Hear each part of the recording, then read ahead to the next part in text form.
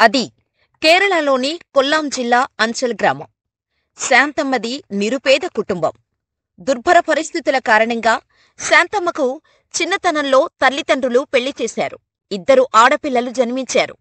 అయితే చిన్న వయసులోనే భర్త నుంచి విడిపోయిన శాంతమ్మ తన 2 బిడ్డల్ని తీసుకొని పుట్టింటికి వచ్చేసింది. కాని పుట్టింటివారు కూడా చేరదీయలేదు. దీంతో ఓ ఇంటిని అద్దెకు తీసుకొని 2 కూతుర్లను కష్టపడి పెంచి పెద్ద చేసింది. అది 2006 ఫిబ్రవరి 10వ తేదీ. శాంతమ్మ పనిమీద స్థానిక పంచాయతీ కార్యాలయానికి వెళ్ళింది. ఆమె ఇంటికి తిరిగొచ్చేటప్పటికి తన 24 ఏళ్ల కూతురు రంజని, ఆమెకు పుట్టిన 17 రోజుల వయసున్న కవలమ్మాయిలు రక్తపు మడుగులో పడిపోయి ఉన్నారు. రంజని నేలపై, 2 పిల్లలు మంచంపై పీకలు తెగి రక్తపు మడుగులో పడి ఉన్నారు. ఆ దృశ్యాన్ని చూసిన కాంతమ్మ షాకుతో స్పృహ తప్పి పడిపోయింది. ఇరుగు పొరుగువారు వచ్చి పోలీసులకు సమాచారం అందించారు. 2006 ఫిబ్రవరి 10న మధ్యాహ్నం అప్పటి సర్కిల్ ఇన్స్పెక్టర్ షాన్వాజ్ కి ఒక ఫోన్ కాల్ వచ్చింది. అంచల్ గ్రామంలోని ఈరం ప్రాంతంలో అద్దె ఇంట్లో ఉంటున్న రంజని, ఆమెకు పుట్టిన కవలపిల్లలను హత్య చేశారని ఎస్ఐకి స్థానికులు ఫోన్లో చెప్పారు. షానవాజ్ వెంటనే తన టీంతో సంఘటనా స్థలానికి చేరుకున్నారు. అప్పటికి శాంతమ్మ దిక్కులు పిక్కటిల్లేలా బిగ్గరగా ఏడుస్తూ ఉంది. మీ కూతుర్ని ఎవరు చంపారనే దానిపై అనుమానాలు ఉన్నాయా అని శాంతమ్మను ప్రశ్నించగా లేదని సమాధానమిచ్చింది. దీంతో రంజని ఆమె పిల్లల్ని ఎవరు చంపారనేది మిస్టరీగా మారింది. కాని ఈ హత్యకు సంబంధించి పోలీసులకు ఓ చిన్న క్లూ దొరికింది. హత్య జరిగిన తర్వాత ఎవరో ఒక వ్యక్తి బైకుపై వేగంగా వెళ్లినట్టు స్థానికులు పోలీసులకు చెప్పారు. వెంటనే పోలీసులు రంగంలోకి దిగారు. ఆ వ్యక్తిని పట్టుకోవడానికి ప్రయత్నించారు. ఆ బైకుపై వెళ్లిన రూట్లోని పోలీస్ స్టేషన్లను అలర్ట్ చేశారు. ఈ క్రమంలోనే మార్గమధ్యంలో బైకు దిగిన ఆ వ్యక్తి డబ్బులు డ్రా చేసేందుకు హడావుడిగా ఏటీఎంలోకి వెళ్లాడు. దూరం నుంచి చూసిన పోలీసులకు అనుమానం వచ్చి ఏటీఎం దగ్గరకు వెళ్లేసరికి అతడు తప్పించుకొని పారిపోయాడు. తర్వాత ఆ ఏటీఎం ద్వారా జరిగిన బ్యాంకు లావాదేవీల గురించి పోలీసులు ఆరా తీశారు. దీంతో డబ్బులు డ్రా చేసిన అకౌంటుకు పంజాబ్ రాష్ట్రంలో ఆర్మీ బేస్ క్యాంపు ఉండే పఠాన్కోట్లోని మరో బ్యాంక్ అకౌంటు మధ్య లావాదేవీలు జరిగినట్టు పోలీసులు గుర్తించారు. అలా బ్యాంకు వారిని సంప్రదించి వాళ్ల వివరాలు తెలుసుకున్న పోలీసులకు దిమ్మ తిరిగే నిజం తెలిసింది. ఆ 2 భారత ఆర్మీలో సైనికులుగా పనిచేసే డివిల్ కుమార్, రాజేష్ అని తేలింది. బ్యాంకు మేనేజర్ని అడిగి అకౌంట్ బుక్స్ లో ఉన్న వారిద్దరి ఫోటోలను పోలీసులు తీసుకున్నారు. భారత సైన్యంలో పనిచేసే ఆ 2కి రంజనీకి సంబంధం ఏంటని పోలీసులు ఆరా తీయగా మరో షాకింగ్ నిజం బయటపడింది. రంజనీకి ప్రేమ పేరుతో డివిల్ కుమార్ దగ్గరయ్యాడు. ఆ ప్రేమ కాస్త శారీరక సంబంధానికి దారితీసింది. ఈ క్రమంలోనే రంజని గర్భం దాల్చింది. దీంతో పెళ్లి చేసుకోవాలని డివిల్ కుమార్ని రంజని అడగ్గా తన వల్లే గర్భం దాల్చావనడానికి ప్రూఫ్ ఏంటంటూ అడ్డం తిరిగాడు. దీంతో డివిల్ కుమార్పై రాష్ట్ర మహిళా కమిషనర్కి రంజని ఫిర్యాదు చేసింది. రంజని బతుకుంటే ఎప్పటికైనా పెళ్లి చేసుకోవాల్సి వస్తుందని భావించిన డివిల్ కుమార్ ఎవరికీ అనుమానం రాకుండా అత్యంత క్రూరమైన ప్లాన్ వేశాడు. హత్య జరిగిన సమయంలో డివిల్ కుమార్ కొల్లాంలో లేడు, పఠాన్కోట్ ఆర్మీ క్యాంపులో ఉన్నాడు. తనపై ఎలాంటి అనుమానం రాకుండా స్నేహితుడు రాజేష్ను రంగంలోకి దించాడు. ప్రసవం కోసం ఆస్పత్రిలో చేరిన రంజనీతో అనిల్ కుమార్ అనే పేరుతో రాజేష్ పరిచయం చేసుకున్నాడు.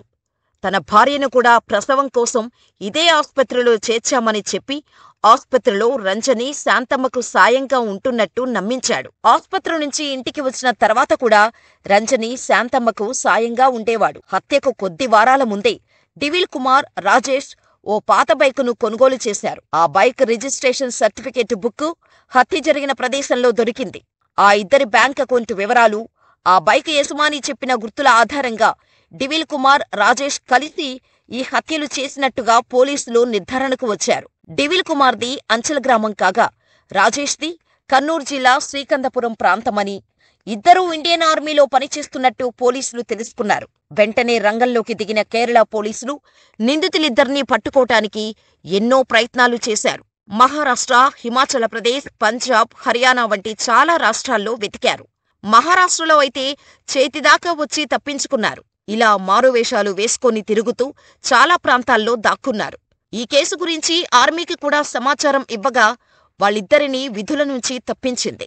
ఈ క్రమంలోనే డివిల్ కుమార్, రాజేష్ ఆచూకీ కనుగొనేందుకు 2006 ఫిబ్రవరి నెలాఖరున సిఐడి లుకౌట్ నోటీసు జారీ చేసింది. నిందితులు ఇద్దరికీ ఇంగ్లీష్, హిందీ, మలయాళం, తమిళ భాషలు వచ్చని పేర్కొంది. కానీ ఎలాంటి ప్రయోజనం లేకుండా పోయింది. నిందితులిద్దరూ ఆర్మీలో పనిచేయటం వల్ల ప్రత్యర్థికి చిక్కకుండా ఎలా తప్పించుకోవాలో వారికి బాగా తెలుసు. దీంతో వాళ్లను పట్టుకోవటం పోలీసుల వల్లే కాక చేతులెత్తారు. కాని తన బిడ్డ, మనవరాళ్లను పొట్టన పెట్టుకున్న ఆ దుర్మార్గులకు శిక్ష పడాల్సిందేనని శాంతమ్మ మాత్రం మొండిగా పోరాట పంథాను ఎంచుకుంది. శాంతమ్మ ప్రతిరోజూ పోలీస్ స్టేషన్కు వెళ్లేది. తమకు న్యాయం దక్కేలా చూడాలని కనిపించిన ప్రతి రాజకీయ నాయకుడిని వేడుకునేది. ఈ కష్టకాలంలో శాంతమ్మకు అండగా ఎవరూ ముందుకు రాలేదు. చివరికి తన రెండో కూతురు కూడా ఇతర బంధువుల సాయంతో కొల్లాంలో చిన్న ఇల్లు కట్టుకొని ఒంటరిగానే జీవిస్తోంది. కాని శాంతమ్మ మాత్రం వెనకడుగు వెయ్యలేదు. ఈ క్రమంలోనే కేరళ యూత్ కాంగ్రెస్ ఎగ్జిక్యూటివ్గా ఉన్న జ్యోతికుమార్ శాంతమ్మను అప్పటి ముఖ్యమంత్రి ఊమెన్ చాందీ వద్దకు తీసుకెళ్లారు. దీంతో కేరళ సిబిసిఐడి విచారిస్తున్న ఈ కేసును 2010లో సిబిఐకి అప్పగించారు. 2013లో ఈ కేసులో ఛార్జిషీట్ దాఖలైంది. సిబిఐ అధికారులు నిందితుల ఫోటోలను మీడియాకు విడుదల చేసినా ఫలితం దక్కలేదు. క్రమంగా శాంతమ్మకు వయసు పెరిగి ఆరోగ్యం క్షీణించటం మొదలైంది. ఆస్తమా, థైరాయిడ్ వంటి ఆరోగ్య సమస్యలు వెంటాడాయి. ఇలా 16 సంవత్సరాలు గడిచిపోయాయి. ఈ క్రమంలోనే ఎస్ఐగా రంజని కేసును టేకప్ చేసిన షానవాస్ ఆ తర్వాత ఐపీఎస్ హోదా వరకు ఎదిగి 2022లో కేరళ పోలీస్ ఇంటెలిజెన్స్ ఎస్పీగా రిటైర్ అయ్యారు. కాని ఈ దారుణ హత్యలకు పాల్పడిన నిందితులను పట్టుకోలేకపోవటం షానవాసుకు తీవ్ర ఆవేదన మిగిల్చింది. హంతకులు ఎవరో మాకు తెలుసు, కాని వాళ్లను పట్టుకుని బాధితులకు న్యాయం చేయలేకపోయామని రిటైర్మెంట్ సమయంలో షానవాస్ వాపోయారు. అయితే షానవాస్ ఇంటెలిజెన్స్ విభాగంలో ఉన్న సమయంలో నిందితులు పరారీలో ఉన్న పెండింగ్ కేసులను మళ్లీ దర్యాప్తు చేయాలని కేరళ పోలీసులు నిర్ణయించారు. ఈ క్రమంలోనే రంజని కేసు వివరాలను షానవాస్ తన పై అధికారులకు తెలియచేయటంతో టెక్నాలజీ సాయంతో డివిల్ కుమార్, రాజేష్ను వెతకటం మొదలైంది. ఆర్టిఫిషియల్ టెక్నాలజీ సాయంతో ఈ కేసులో నిందితులను పట్టుకోటానికి కేరళ పోలీసులు తీవ్రంగా ప్రయత్నించారు. డివిల్ కుమార్ను పట్టుకోవడం కోసం ప్రత్యేకంగా రూపొందించిన ఏఐ సాఫ్ట్వేర్ను కేరళ పోలీసులు ఉపయోగించారు. దీని ద్వారా డివిల్ కుమార్ పాత ఫోటోలను ఉపయోగించి అతను ఇప్పుడెలా ఉంటాడో ఊహాచిత్రాలు రూపొందించారు.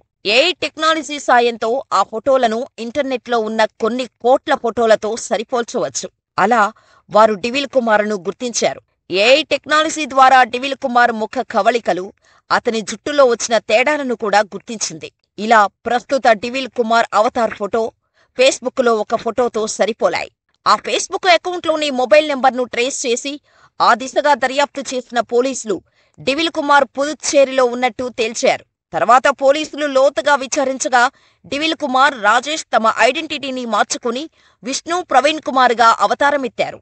పెళ్లిళ్లు చేసుకుని పిల్లల్ను కూడా కన్నారు. డివిల్ కుమార్ పుదుచ్చేరిలోని ఓ ఇంటీరియర్ డిజైన్ పరిశ్రమలో పనిచేస్తున్నారని తేలింది.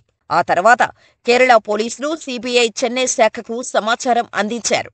వెంటనే రంగంలోకి దిగిన పోలీసులు డివిల్ కుమార్ను అరెస్ట్ చేసిన సిబిఐ అతని ద్వారా రాజేష్ను కూడా అరెస్ట్ చేసింది. చివరికి 19 ఏళ్ల పాటు శాంతమ్మ చేసిన పోరాటం ఫలించింది. కూతురు, మనవరాళ్లు హత్యకు గురైన షాకు నుంచి శాంతమ్మ ఇప్పటికీ పూర్తిగా కోలుకోలేదు. అప్పుడు జరిగిన ప్రతి సంఘటన ఇప్పటికీ ఆమెకు గుర్తుంది. ఈ రోజు వస్తుందని నాకు తెలుసు. హంతకులు ఎప్పుడో ఒకప్పుడు దొరుకుతారని ఆశించాను.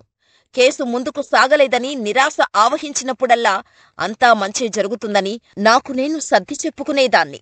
నా ప్రార్థనలకు, కన్నీళ్లకు దక్కిన ప్రతిఫలం ఇది. నా కూతురుని చంపేసిన హంతకులను పట్టుకున్నందుకు సంతోషం.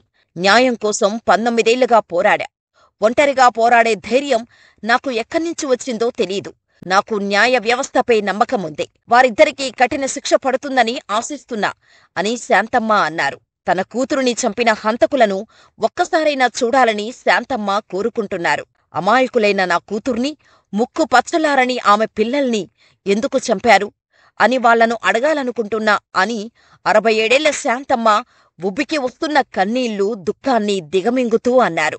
ఇక ఆర్టిఫిషియల్ ఇంటెలిజెన్స్ టెక్నాలజీ సాయంతో నేరస్తులను పట్టుకునే ట్రెండ్ ప్రపంచవ్యాప్తంగా పెరుగుతోందని ఏడీజీపీ మనోజ్ అబ్రహం అన్నారు. ఏఐ టెక్నాలజీ సాయంతో నేరస్తులను గుర్తించడం సులభం, అలాగే సమర్థవంతమైనది కూడా. భవిష్యత్తులో లా అండ్ ఆర్డర్కు సంబంధించిన అన్ని విషయాల్లో ఏఐని వినియోగించుకోవచ్చు. అని మనోజ్ అభిప్రాయపడ్డారు. అరెస్టైన డివిల్ కుమార్, రాజేష్ ప్రస్తుతం సీబీఐ కస్టడీలో ఉన్నారు. జనవరి 18వ తేదీ వరకు నిందితులను సీబీఐ కస్టడీకి అప్పగిస్తూ కోర్టు ఆదేశాలిచ్చింది. అలాగే డీఎన్ఏ పరీక్షల కోసం చనిపోయిన కవల పిల్లల నమూనాలను కూడా భద్రపరచాలని ఇప్పటికే కోర్టు ఆదేశాలున్నాయి.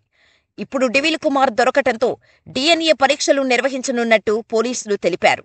ఒక మహిళను లోబరుచుకొని గర్భవతిని చేసి ఆమెను, 2 బిడ్డలను పొట్టన పెట్టుకున్న ఈ దుర్మార్గులకు ఎలాంటి శిక్ష వేయాలి? తన కూతుర్ని చంపిన వాళ్ల కోసం 19 ఏళ్లు పోరాడిన ఆ తల్లి గురించి మీ అభిప్రాయాలను మాకు కామెంట్ రూపంలో తెలియచేయండి. ఇలాంటి మరిన్ని వీడియోల కోసం మన ఛానల్ని సబ్స్క్రైబ్ చేసుకొని మీకు ఈ వీడియో నచ్చితే లైక్ చేసి షేర్ చేయండి.